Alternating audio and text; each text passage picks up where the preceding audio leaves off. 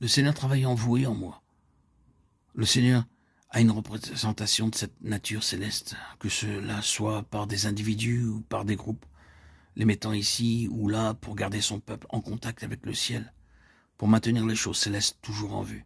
Une des fonctions des Lévites était d'enseigner la parole de Dieu, c'est-à-dire de maintenir le peuple du Seigneur en contact avec la pensée de Dieu. C'est fonctionnel et non pas officiel. Vous ne devez pas vous appeler vous-même Lévite, pas plus que révérend.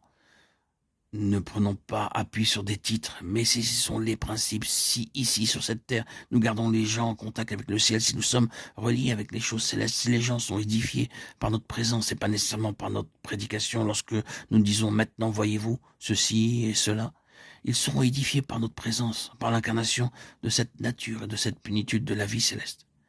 S'ils viennent et s'ils voient la plus pleine pensée de Dieu, parce que nous la vivons, nous sommes lévites, sans le titre. C'est ce que le Seigneur doit avoir. Cela doit être ainsi individuellement. Le Seigneur doit pouvoir disposer de son peuple. Dans ce même livre, le ciel disposait de ce peuple et des tribus et disait, vous serez ici, c'est votre place.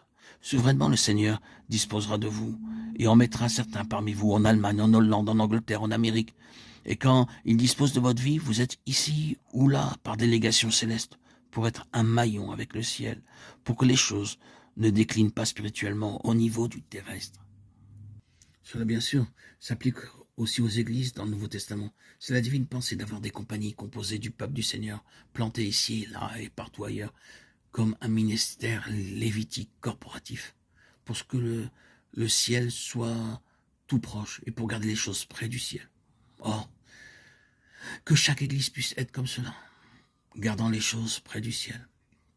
Cela, c'est le commencement et beaucoup plus pourrait être dit. Nous pourrions alors considérer toutes les lettres du Nouveau Testament et voir la mise en pratique. Nous commencerons sûrement avec Romains 12, car ici vous avez un principe lévitique.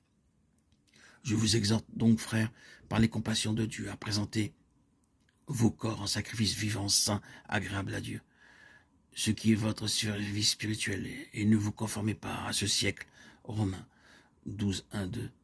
C'est le principe lévitique, un sacrifice vivant sans se conformer à ce monde. Ainsi, nous pourrions aller bien plus au-delà, bien plus loin. Mais le grand sujet de nos méditations, c'est que nous devons être ici-bas en relation avec le ciel, sous le gouvernement du ciel, introduisant les choses célestes. Nous exerçons le ministère en relation avec le ciel. Dans la mesure de notre appel, nous devons avoir cette vision céleste et ne pas être désobéissants. Et cela doit être aussi vrai pour nous que cela le fut pour Paul.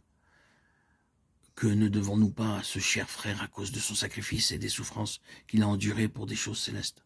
Combien il était demeuré fidèle au ciel jusqu'au bout, jeté en prison, dans les chaînes, et ne parlant de rien d'autre que des réalités célestes.